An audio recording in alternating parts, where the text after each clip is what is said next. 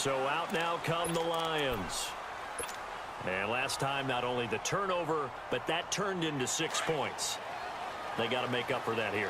We always hear about empty possessions, but some are worse than others. You can have an empty possession, punt the ball away, get yourself set to play defense, but when you turn it over, it changes momentum, and when they take it downfield and punch it in on you, that's a bad possession all the way around. Yeah, but you're hungry to get back out there, aren't you? And that's caught inside the 35. And he'll get into the end zone. Touchdown, Detroit.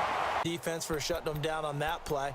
Maybe you try and run the football a little bit more in this spot, but they have to feel good about how they've been throwing it overall. So after the incompletion on first, now 2nd and 10.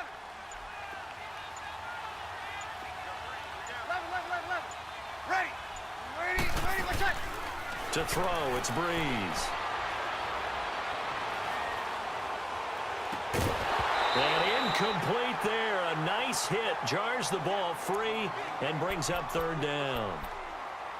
Even without a ton of pressure in his face, it just shows how difficult it is to pick apart his own defense. Those guys are sitting back, and they're not playing receivers as much as they're playing the eyes of the quarterback and when he delivers the ball. Big play coming up. Here's 3rd and 10. I would expect to see some pressure here. The pressure drops off as they'll look to throw. Oh, and this ball's tipped and intercepted. Picked off around the 37. Your defensive front, defensive end, defensive tackle. It doesn't matter. You just exchange someone to bring more pressure towards the quarterback and still try and cover downfield. Into the red zone. It's Breeze. It's going to be caught at the 10-yard line. And he's able to work it here to the 8-yard line. 5 yards on the catch there, brings up 2nd down.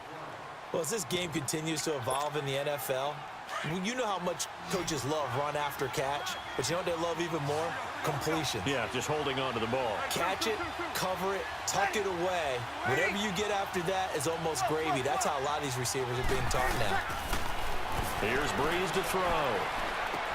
And this is going to be intercepted. Picked off by Ryan Shea. 12 yards on that one. It earns him a fresh set of downs. And that's the big fella's MO right there. Running through tackles, keeping the sticks moving forward.